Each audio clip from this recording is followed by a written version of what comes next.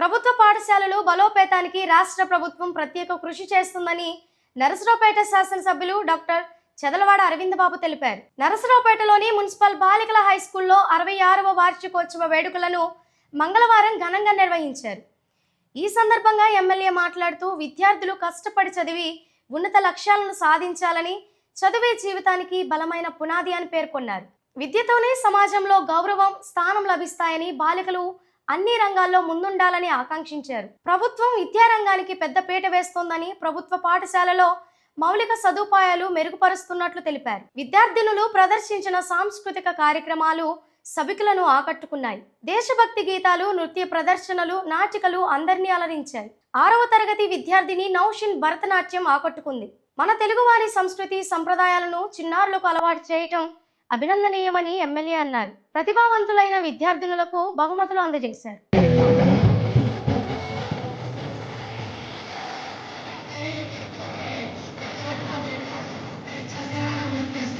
So ఇప్పుడు గౌరవనీయ మన శాసనసభ్యుల వారు అరవింద్ బాబు గారు మీలో ఎంత ఉత్సాహము ఉన్నది అనేది టెస్ట్ చేశారు. సో పిల్లలందరూ కూడా ఈరోజు మల్టిపుల్ యాక్టివిటీస్లో ఇక్కడ ఇంతమంది చేత ఎందుకు ఈ పెర్ఫార్మెన్స్ చేయించారంటే దానిలో బిహైండ్ ఇట్ మీలో ఉన్న టాలెంట్, ప్రతి పిల్లల్లో కూడా టాలెంట్ ఉంటుంది, ఏదో ఒక టాలెంట్ ఉంటుంది. చక్కగా హుషారుగా ఉంటారు, జింక పిల్లల్లాగా నెమల్లాగా ఎగురుతూ ఉంటారు, బాగా డ్యాన్సులు వేస్తున్నారు, చక్కగా చదువుకుంటున్నారు. వీటన్నిటికీ కారణం మన డిఓ గారు, మన హెచ్ఎం గారు, మన టీచర్లు, మన విద్యా కమిటీ చైర్మన్లు, అదేవిధంగా మన కోడూరు రాము గారు, మన ఇక్కడ నాయకులు, ముఖ్యంగా టీచర్లు అందరూ కూడా మిమ్మల్ని ఎంతో చాలా ప్రేమగా చూసుకుంటారు. మీరందరూ కూడా ఇంట్లో ఉన్నట్టే మన అమ్మా నాన్న దగ్గర ఎలా ఉంటారో అలానే ఇక్కడ తిరుగుతూ ఉంటారు. అది చాలా మంచిది. మేము కూడా చిన్నప్పుడు మేము చదువుకునే స్కూల్లో కూడా మా టీచర్లు ఎంతో చక్కగా ఉండేవాళ్ళు. ఇంట్లో తల్లిదండ్రులు ఎలా చూసుకున్నారో మమ్మల్ని కూడా అలా చూసుకునేవాళ్ళు. మేము స్పోర్ట్స్కి వెళ్తే రోజు వాళ్ళే కోడిగుడ్డు పాలు ఇచ్చేవాళ్ళు ఆ రోజు స్కూల్లో. ఇప్పుడు కూడా మన స్కూల్లో కూడా అదే చేయమని చెప్తున్నా మా వనమా శివ గారికి, కోడూరు రాము గారికి. స్పోర్ట్స్కి వెళ్ళే పిల్లలకి మనమే కోడిగుడ్డు పాలు సప్లై చేయాలి. ఇది మన బాధ్యత, తప్పదు. మనం ఎంతో ఖర్చు పెడుతున్నాం కాబట్టి కష్టమైనా మనం చేయాల్సిందే. హెచ్ఎం గారు మనకు చెప్తారు కాబట్టి మనం దాన్ని అమలు పెడదాం. మేమందరం ఉన్నాం కాబట్టి. అదేవిధంగా డేటా ఎంట్రీ ఒకళ్ళు అవుట్ సోర్సింగ్ పెట్టమన్నారు, అది కూడా మనమే పెట్టేద్దాం. గవర్నమెంట్ ఇచ్చేదాకా లేట్ అవుద్ది కాబట్టి. మా పెదనాన్న ఇక్కడ చదువుకున్నారు, మా నాన్న ఇక్కడ చదివారు, నేను ఇక్కడ చదువుకున్నాను మున్సిపల్ బాయ్స్ స్కూల్లో. అందరం ఇక్కడ చదివాం. ఈ మున్సిపల్ స్కూల్లో చదివిన వాళ్ళు ఎవరైనా కానీ గొప్పవాళ్ళు అవుతారమ్మా.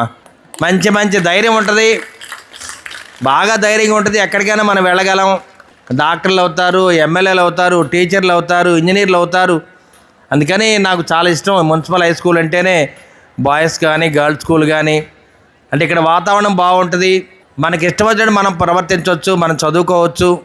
ఎక్కడ కూడా మన మీద ఒత్తిడి ఉండదు కాబట్టి ఇటువంటి ఒత్తిడి లేని స్కూల్లో మనం చదువుకోవాలి. ఎక్కడో గదుల్లో పెట్టి బంధించి 600కి 600 మార్కులు రావాలని మన మీద ప్రెజర్ పెడితే చాలా బాధగా ఉంటుంది. నేను కూడా చిన్నప్పటి నుంచి కూడా బలవంతమైన ఎడ్యుకేషన్కి ఎప్పుడు ఇష్టపడను.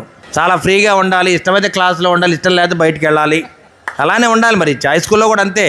పిల్లల్ని కూడా నిద్ర వస్తే నిద్రపోవాలి, టైం ఇవ్వాలి. మనం మధ్యాహ్నం స్లీపింగ్ అవర్స్ ఉండాలి. నేను ఒక్కోసారి ఆరోగ్యం బాగాలేక నిద్ర వస్తుంటుంది, క్లాసులో నిద్రపోలేము. అందుకని రెస్ట్ రూమ్లు ఉండాలి. రెస్ట్ రూమ్ మనకి లేదు, రెస్ట్ రూమ్ ఒకటి ఇవ్వాలి. మరి ఆడపిల్లల గర్ల్స్ స్కూల్ కాబట్టి మన రెస్ట్ రూమ్ ఒకటి ఏర్పాటు చేయాలి. ఇది తప్పనిసరిగా మనం ఏర్పాటు చేయాల్సిందే.